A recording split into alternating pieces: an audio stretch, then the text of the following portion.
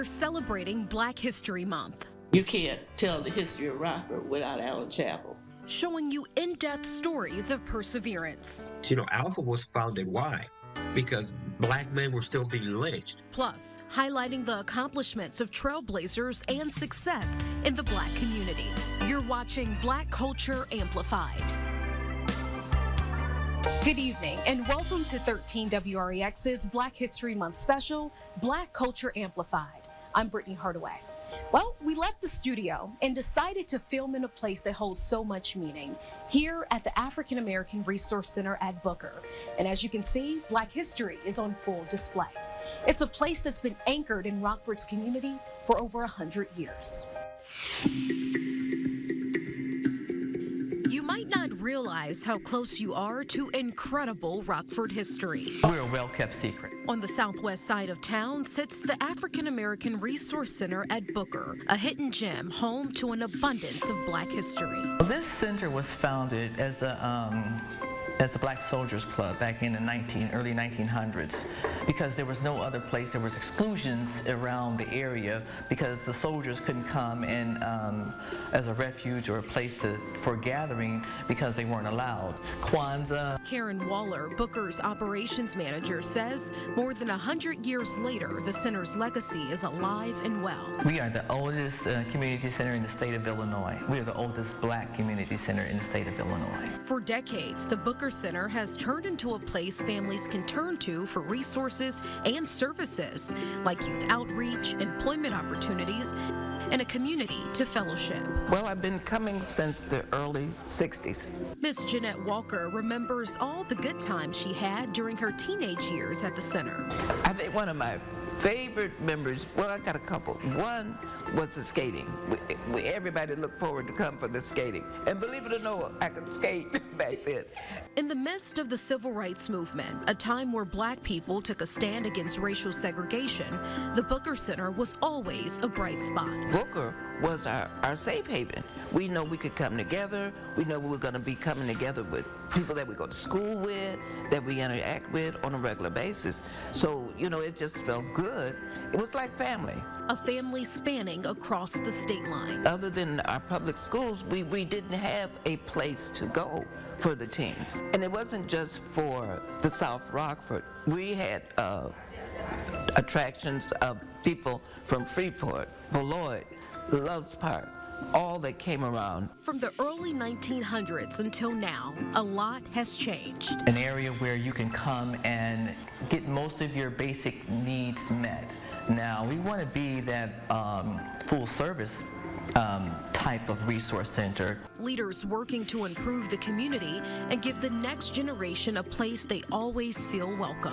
When I look at the center now, I think about growth and how it has developed and how it is generating people now, young adults now, in various activities that in years to come, it's going to make a difference in their life. You can tell by the fact that when the parents come to pick them up and says, "Mom, can I stay a little longer? Dad, don't pick me up yet. It doesn't close yet." So yeah. So those are the things that tell us in a more intangible way that this is working. I mean, that's the rewards that we get. Such a positive atmosphere. And people that don't know about Booker, they really need to come and get involved.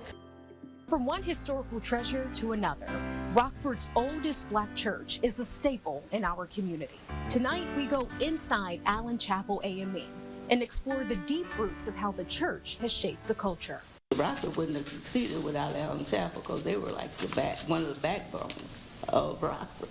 But yet we're left out of Rockford's history in so many ways. Founded in 1891 by Peter Thomas Blakely, a former slave who ran the Underground Railroad, Allen Chapel AME Church was the first ever Black church in the city of Rockford. When I heard that, I said, it was like a wow moment in my life that I was able to come to a place where something has always been embedded in the community for so many years. The Black community used the church as a place to organize during a time of violent racial conflict.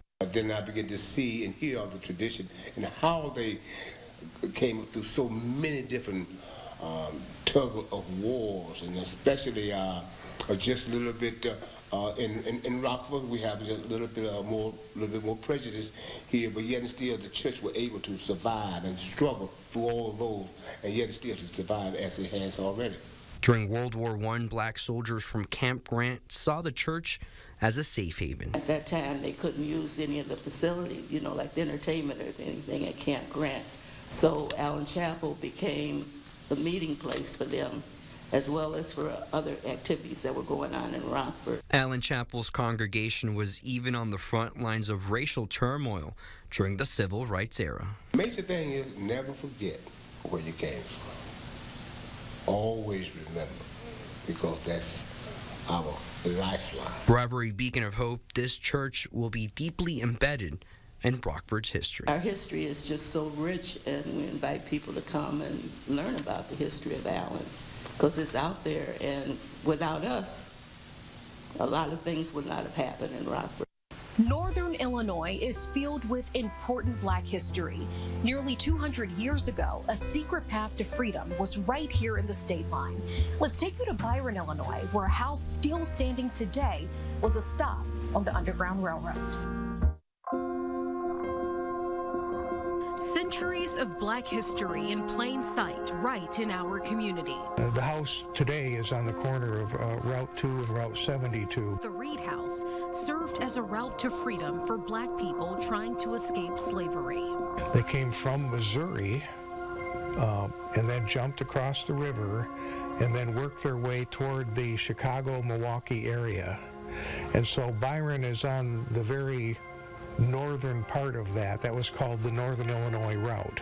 Freedom seekers making the trek by way of the Underground Railroad. A lot of people think the Underground Railroad was involved with secret rooms and tunnels. It wasn't an actual railroad, but instead something even more remarkable and life-changing as we know it today. A lot of the seekers would follow the Rock River up through Dixon into Ogle County and past Byron, so it was a natural place to stop. The Underground Railroad was an organized secret network to freedom. The system even used railroading terms. Homes and businesses where Black people would rest and eat were called stations and depots, and the conductor was responsible for moving them from one station to the next. This was a real thing. It really did happen, and we have specific proof about it. Enslaved Black people traveling from the violence of their plantations to seek safety in northern cities. Church members would get together at night and figure this out. They would contact the people in, say, Polo, and say, send a message ahead saying, I am sending 3 packages tomorrow to arrive, 2 large crates and 1 small crate. Well, of course, that meant people. In Byron, Lucius Reed's house provided sanctuary for escaping slaves. The Reeds, like most congregational church members, were anti-slavery, and they were willing to risk breaking federal law to assist those passengers that came through. The law at the time was the Fugitive Slave Act of 1850. It required slaves be returned to their owners even if they were in a free state. The Reed family going against the grain, helping them hide, but it wasn't easy. The slave catchers weren't stupid. They would pose as conductors, somebody who would help, when in reality they were to trap them. There was trickery on both sides. That's why secret codes were so necessary. For instance, if you were in Missouri and you were looking for a place to cross the Mississippi River, you wouldn't say that. You would say, we're looking to cross the River Jordan. Because that could be something you heard in the sermon last week. You'd say, we want to arrive in the land of Canaan. That's code for Canada. And there was a whole lot of other code words along with that. Once freedom seekers made it to Byron, families like the Reeds would use every part of their home as a safe haven. It's one of the oldest brick houses. It's 2 stories. It's a very, very typical, and it has a cellar.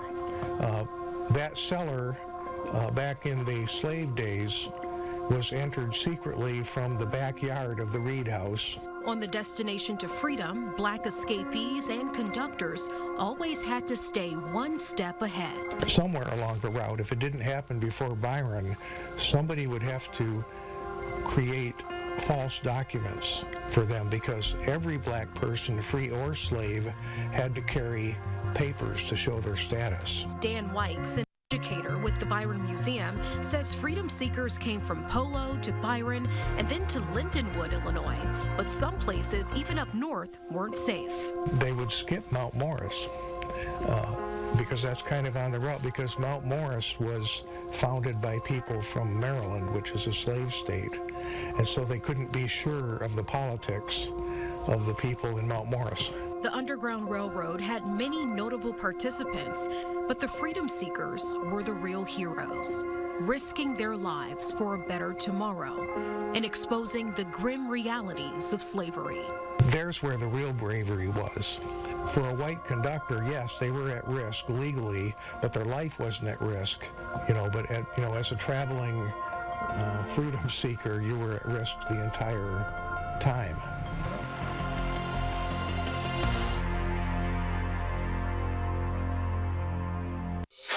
When we return, we introduce you to the men behind 815 Capital, a Black-owned investment firm here in Rockford. Their efforts to build Black home ownership. What does Black History Month mean to you? Black History Month means to me it's a way to empower and appreciate Black culture and Black people. Welcome back. A group of Black men in the Rockford community are bossing up, creating generational wealth, and helping their community at the same time. And the work they're doing right now is just the beginning of what's to come. We're standing on the shoulders of giants. That's like a cliche statement to say, but we acknowledge that, many hands make light work. None of us is as smart as all of us. They're fathers, brothers, and businessmen. Together, they're partners in 815 Capital, a Black-owned investment firm here in Rockford. We say we scraped our pennies together to invest in projects that will bring people rich experiences and quality relationships. The company began 10 years ago. Clydell, Matt, and Joshua, along with two of their other partners, were up for the challenge to build something great in the Rockford community. But it took some time. We weren't able to make our first investment until 12 months later. Through the years, they've grown their real estate portfolio, event production, and community collaborations, starting with building Black home ownership.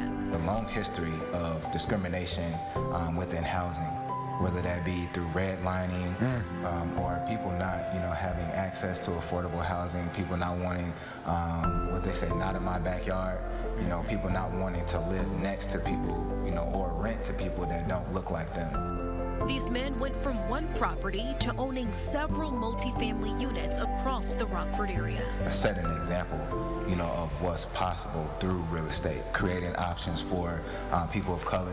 And hoping to expand to reach even more families. We definitely want to continue acquiring property throughout. I wouldn't even just limit it to Rockford or just the Northern Illinois region. And we want to definitely tap into affordable housing. We don't think that your discretionary income should make you compromise anything as far as quality, as far as way of living, safety, and just amenities that you have available to you. Beyond that, 815 Capital is growing their events division of the company.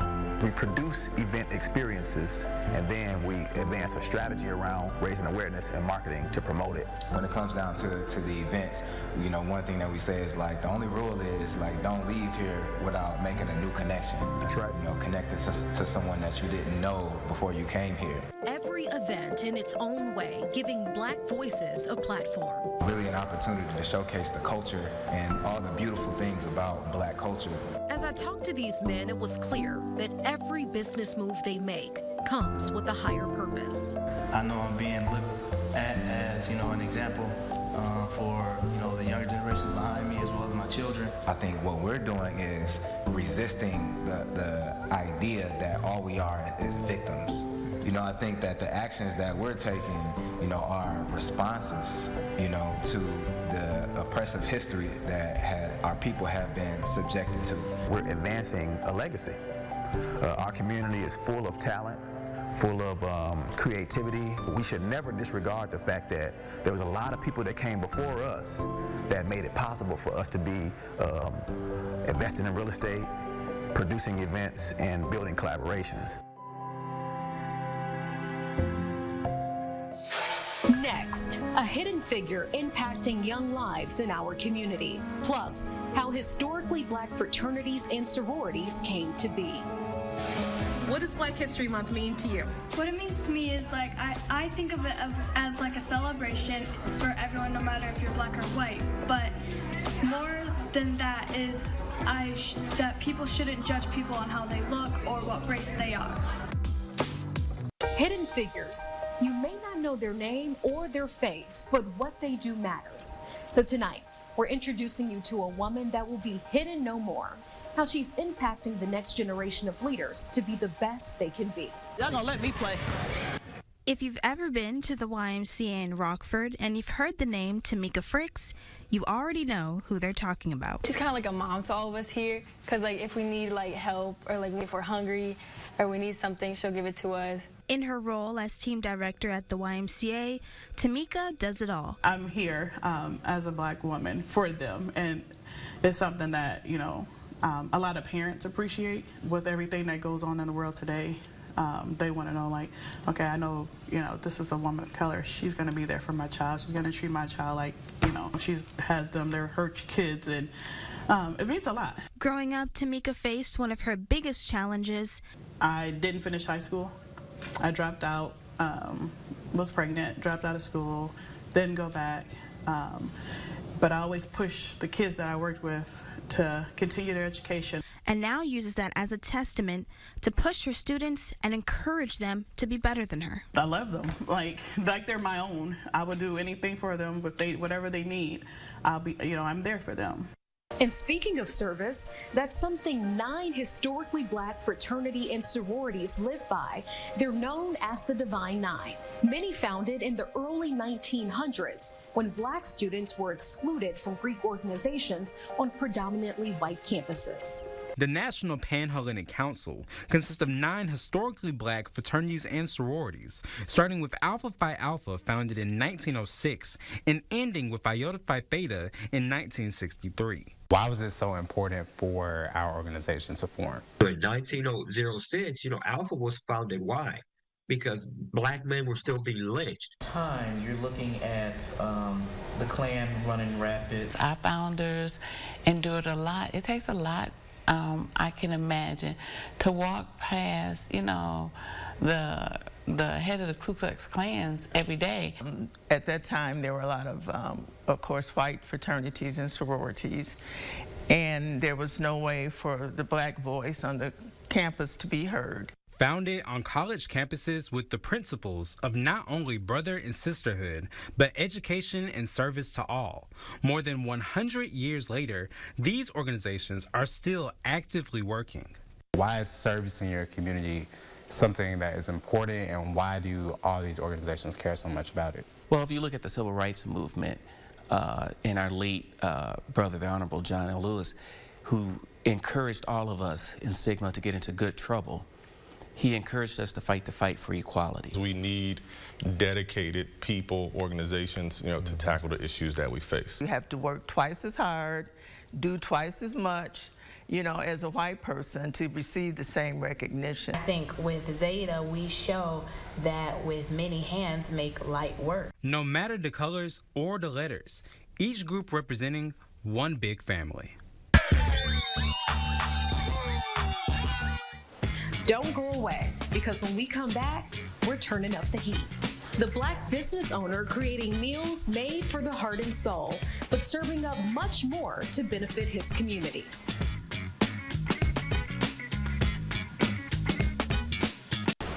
Welcome back. I hope you're hungry, because tonight we're showcasing a Black-owned restaurant in the state line, Junior's Place, combining food, family, and culture. Freeport, Illinois, 1521 Southwest Avenue. That's where you get the best Philly fry in the state line. Junior's place filled with food from the heart and soul. I have been in Freeport since June 30th of 2018 is when I opened this business. 800 square foot building.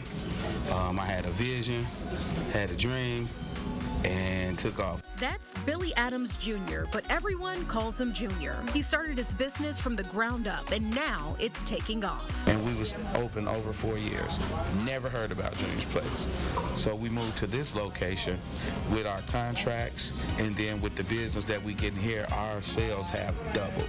While business is booming, Junior says it wouldn't be possible without the customers. You know, when you're going out, especially to a food establishment, people want to get the service that they pay for. So I care about the quality of food that I'm putting out. Not only do I care about the quality of food, I care about my customers. All of this is what keeps the customers coming back for more. Me, Junior, and Maria, we all took time out to create the menu to fit the city of Freeport. A lot of my stuff is homemade, so that's what sets me apart from a lot of the other local restaurants. So Deja, we got a rib tip combo, Philly fry, and deep fried Italian beef. When Junior isn't working behind the counter, he's looking for ways to help his staff and community. Not only do I want to be that role model or that example to the next African American, I want to make a way for them. You know, it really help you see your dreams, you know, like see that somebody from your community be successful, like it help you.